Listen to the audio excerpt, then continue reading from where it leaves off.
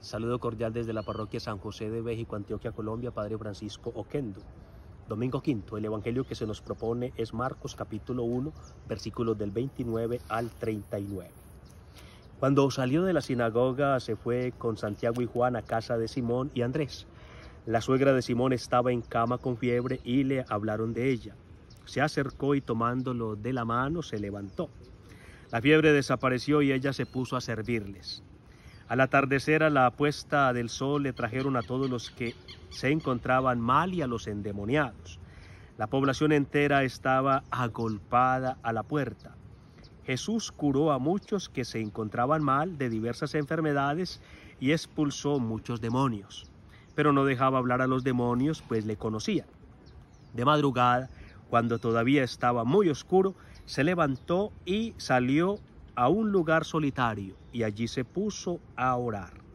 Simón y sus compañeros fueron en su busca. Al encontrarlo le dijeron: «Todos te buscan».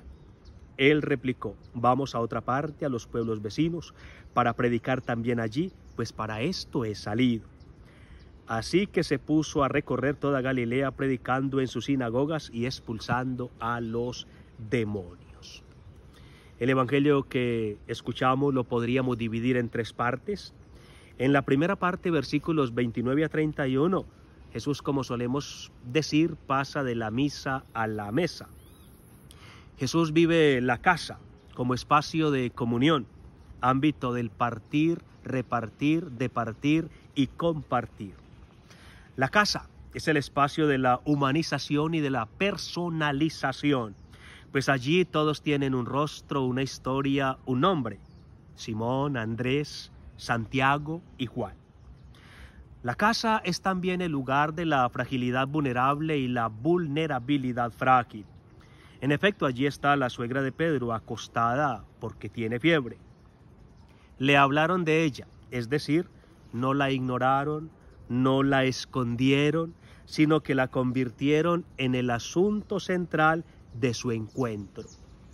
La suegra de Pedro representa al humano afecto de algo que lo derriba, que le resta fuerzas, que lo doblega, que lo priva de la posibilidad de servir. Pues bien, la suegra de Pedro no es descartada, sino rescatada. No es marginada, sino incorporada.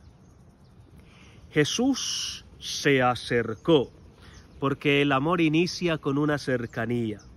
El ansia del amor es superar la distancia. Jesús la levantó, dice el evangelio.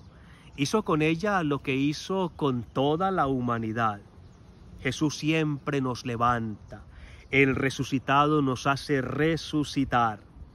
Él convierte nuestras amenazas en oportunidades y nuestras debilidades en fortalezas. Jesús nos levanta para que compartamos su visión de la vida, para que miremos desde una perspectiva alta, la perspectiva del amor verdadero y la verdad amorosa. Tomándola de la mano, dice el evangelio, es decir, sin palabras, con el tacto que crea contacto. Hay palabras que se dicen con la piel y que solo la piel descifra. También la ternura tiene su lenguaje expresado con un alfabeto de dulzura. El toque de Dios es todo para el hombre. La suegra de Pedro es la primera persona en el evangelio según San Marcos que siente el toque del Eterno. Cuando el corazón de Dios palpita en una caricia, descubrimos que el toque de Dios es vida saludable y salud viva.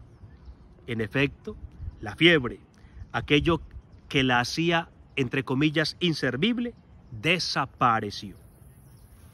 También nosotros necesitamos ser sanados del egoísmo y del egocentrismo que como fiebre alta nos consume y nos impide servir. La fiebre de colocarnos al centro de todo, la fiebre de la autorreferencialidad, la fiebre de poner el propio interés en el primer lugar, no nos deja servir a los demás como deberíamos.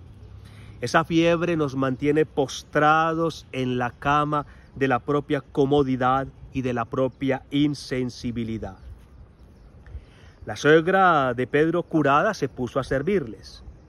Ella no demuestra su experiencia de Dios, el haber sido tocada por Jesús, con descripciones cargadas de emociones y vibraciones. Su experiencia de Jesús no la condujo a un sentimentalismo estéril.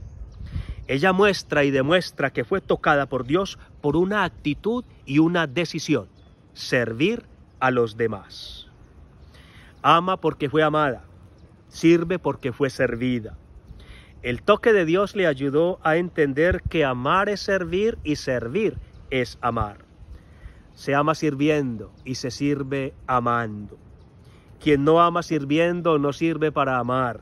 Quien no sirve amando no sirve para servir.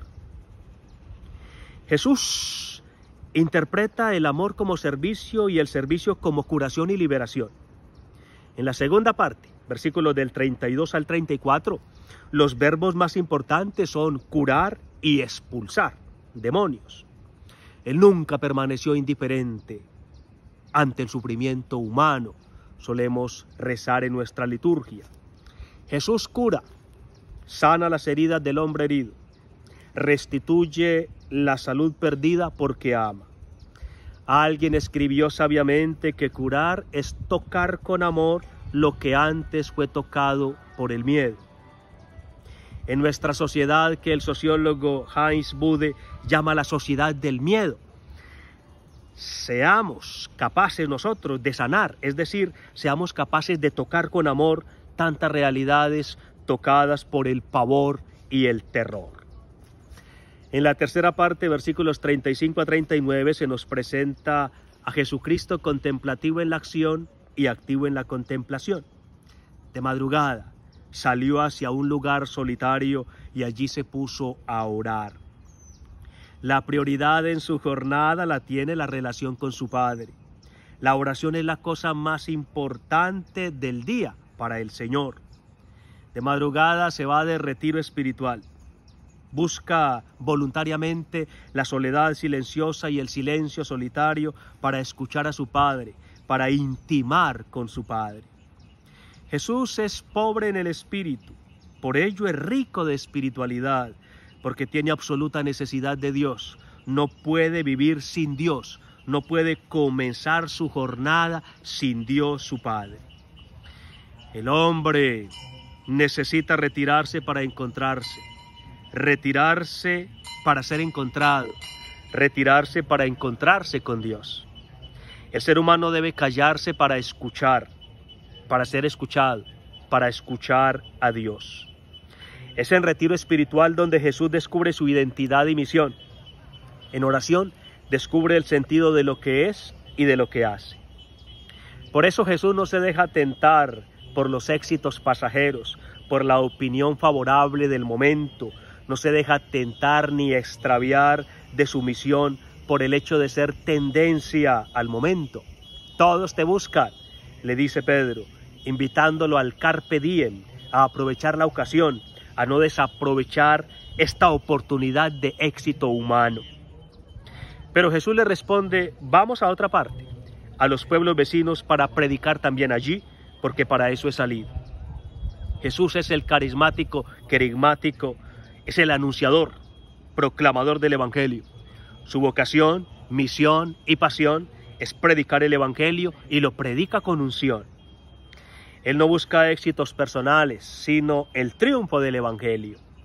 No va tras aplausos al mensajero, sino que busca el avance del mensaje, de la buena nueva, del Evangelio que salva y la salvación que alegra, porque Dios reina donde el ser humano se convierte y cree, donde el ser humano responde a la llamada de Dios a constituir una iglesia donde todos caminan juntos en sinodalidad misionera. María Santísima, sierva del Señor y estrella de la nueva evangelización, nos ayude a servir a Dios y a los demás mediante el anuncio del Evangelio. Escribió San Ignacio de Antioquía: el cristiano no vive para sí, sino que está al servicio de Dios. Saludes desde Tuluá, donde estamos en retiros espirituales, acompañando los retiros del clero de Mocoa, de la diócesis de Mocoa Sibundoy. Buen domingo para todos.